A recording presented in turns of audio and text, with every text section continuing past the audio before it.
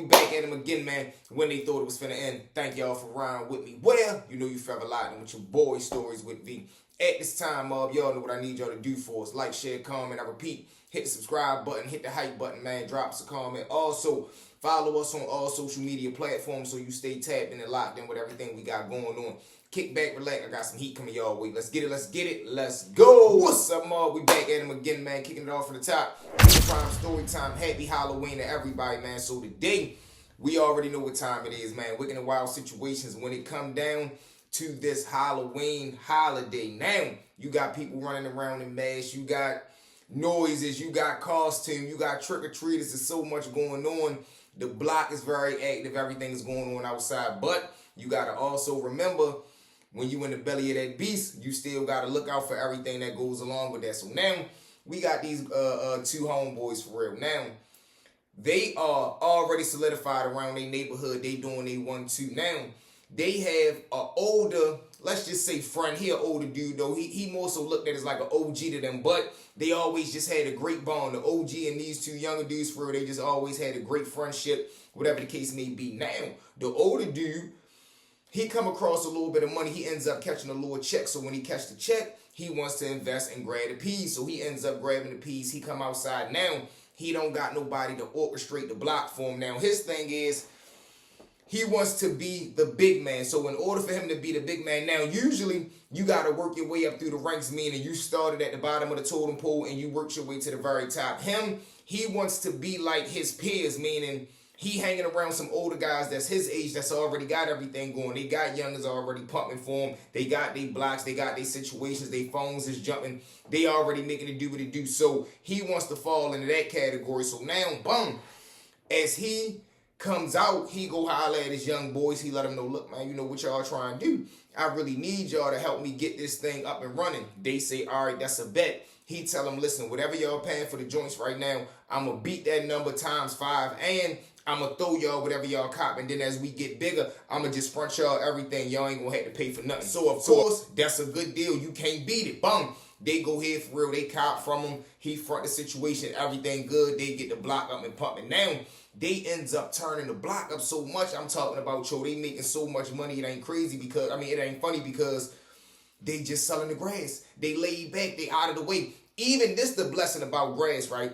You sell it to people that's just, doing what they do, buying the grass, but you also sell the hustlers grass. So the dudes that's outside selling the straight seed, the snack, so forth and so on, the hardcore stuff, their relaxed drug is the grass. So that's where you blessing them and you blessing the streets. So you making money both ways and you staying out of the way because you not in nobody else's lane besides the dudes that's selling the grass. But that ain't really no conflict. Like, man, get out of my way. So boom.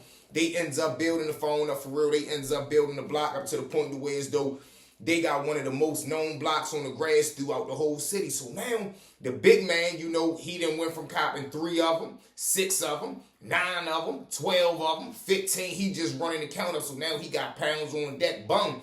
He ends up getting his bread up. He locks in with some dudes that's made men.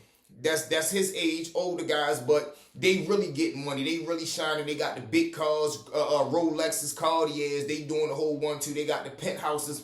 They the big dogs in the city. So now he getting around them. He wants to start to act like them. So he finds out what they are charging their lieutenants. Now, the thing is, the dudes that work for them, they're not their friends. They just workers. These two guys that's hitting the pack for you, they really your friends. Like, they was really there when you started from the bottom. They the reason that you able to even be in these guys' presence because of the money that they make for you. So, boom, he over here when he charging them, he like, oh, shit. Him being such a follower, he comes back. He buys some work from the baller dudes. He come back. He tell his young niggas like, yeah, yo, I'm going to have to up the price. This a new pack. This shit going to change now. So, bang. He's slowly starting to change. Like, he acting funny. He acting like he too good. He ain't working with niggas. He upping the price. Niggas better have the money at a certain time. He ain't taking no shorts, this, that, and the third. So now, the young niggas looking like, man, what the fuck done got into you? Like, what type time you on?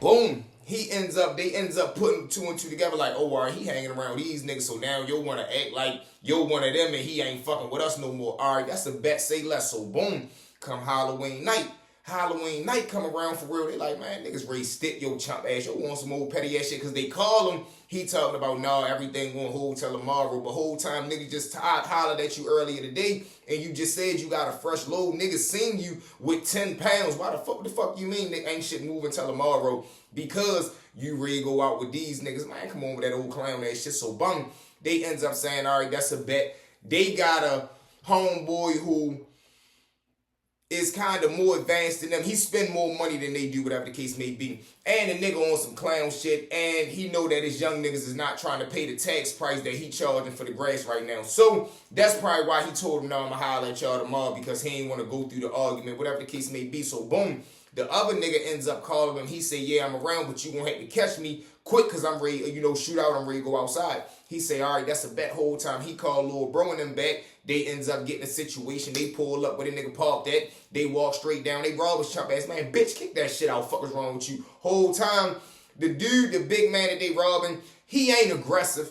He was scared to come outside and really play the curb. This why you told us you need us to help you build the motherfucking phone up and build the block up, because you ain't want to come outside and stand. But now that you hanging around some niggas that's getting some money, you acting like you too good, you the big man, and now you try and shine on us. Nah, niggas ain't going for that. So boom, they ends up sticking him, they rob him, they take all his bread, they take everything from him, they take the pounds that the little dude had ordered up, they gets up out of there. Now, this the tricky thing about the streets, right? Dudes don't be like, when a nigga stand on his move and he feel like he a soldier, niggas ain't doing no hiding. You got suckers that'll rob you and hide. Some niggas, they not hiding. They coming straight back outside. They walking their ass down the street, come down here and holler at me, or you jump out there, I'ma pin your shit. And that's just the way that the little niggas was carrying. So boom, they go ahead and shoot back down the block. They cool, they post up. The older dude that get robbed, he shake off for real. He go ahead and S off. He don't even call the niggas that he gonna go meet. He call his brother. His brother like a half and half street dude for real. He half street side on Monday, then he a sucker on Wednesday. So anyway with him, or it's whoever his opposition is. If he into something with a tough nigga, he gonna tuck his tail. If he into it with a nigga he feel as though he can smash the gas on, he gonna go ahead and press him. So bum. He called his brother looking at it like, well, man, 2 young niggas did that to my brother. No, I can go ahead and press them. He fake come outside, kirking, bluffing, causing the scene, walking around like he clutching with the jacket on. So now, word get back to the young niggas. When the word get back to the young niggas, they on point. The older brother, though, he go grab one of his young niggas under the false pretenses of the niggas robbed his brother and they pistol whipped him. So he put 100 on 10. They did rob him, but they didn't do the second part. So now the young nigga looking at it like, all right, this is my homeboy. I'm going to ride your brother. Do be having the pounds. I know I'm going to get something out of the deal. This is the conniving mindset that everybody play for. So boom, once they do that, they slide down there on the street where the 2 young niggas be at. They ends up jumping out. They get wild. Bang, bang, bang, bang, bang. One of the homeboys of the 2 young niggas end up getting hit. He ain't had nothing to do with the robbery, but he just was outside, wrong place, wrong time. He gets rushed down to the hospital. But now, all right, say less. Now, mind you, all this is happening in the same night. So now the brother and his young nigga that came around there, they done shot Lil Bro. Now, the 2 young niggas that robbed they older homeboy, they never go inside. They still outside. Even after the homeboy gets shot and he get rushed down to the hospital, niggas still ain't taking it in. Niggas are still posted outside. But now niggas on the hunt. The brother and his young nigga, they shoot back up top. They duck off on not their block, but they probably go like 3-4 blocks away for real. They cool and chilling in the van. They just smoking. But it's niggas outside on that block that's, out there handling they 1-2. So when the brother and his young nigga came back round there and jumped in the van, of course, they loud mouth, yeah, man, niggas just went down there, man, niggas done hit one of them bitch ass niggas. You know what time it is. Niggas ain't doing nothing to my brother. But it's niggas outside that fuck with the 2 young niggas down bottom. Whole time they jump on the phone, they call down bottom. Man, what the fuck going on? Y'all just got in some shit down there? Yeah, hell yeah, bitch ass nigga end up shooting bro, so forth and so on. What's the word? He say, shit, man, I think yo right here, he just came up top. He jumped in the van with Fats and then, man, what y'all trying to do? He say, shit, say less. He comfortable. He ready to be right there. He say, hell yeah, they in the car chilling for real. Yo around here talking crazy, bragging about that shit. You want me to keep him on ice? He say, hell yeah, boom. Whole time where the 2 young niggas is at down bottom, shit ain't nothing but a fucking 10-minute walk, 3-minute drive. So the dude that jumped on the phone and called, he already know he gonna get taken care of too. But he really ain't tripping because he really fucked with the 2 young niggas that robbed him. So now he hangs up the phone. He walk back over to the car. He start talking to niggas. About 5-6 minutes later, he see a silver TL in the corner. He already know that's one of the young niggas' cars. So he like, shit, y'all ready to walk to the store real quick. Dummy, I'll be right back. He takes off across the street. He start bopping off down the street. Whole time the TL coming down the street.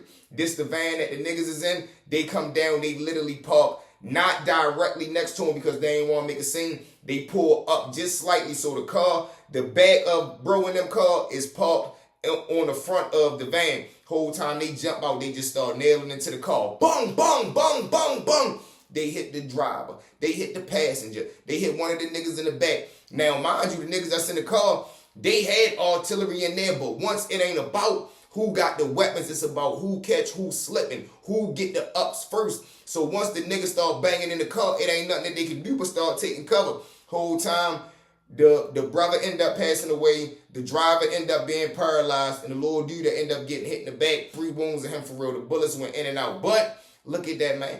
All over a Halloween night, all over somebody losing their ego trying to stun on a nigga that was there from the beginning. Now, is the young niggas wrong for not being able to take whatever came with the nigga? Like, all right, he acting funny, man. We just ain't ready to fuck with you. But they pride got in the way. Like, man, we made you. We was there for you when one. Nobody fucking with you. So, wicked and wild situations, man. Then your brother jumping out there. He ends up shooting, bro. Now, that ended up costing him his life. This is why I tell y'all, man, don't get involved in the streets. Stay out the way and do it the right way. With that being said, Mob, thank y'all for riding with me. Where? You know you forever like them. It's your boy Stories with V. At this time, one more time for me, Mob. Like, share, comment, hit the subscribe, hit that hype button. Drop us a comment again, man. Happy Halloween to everybody. Let's get it, let's get it. 20K, we on the way. Let's go.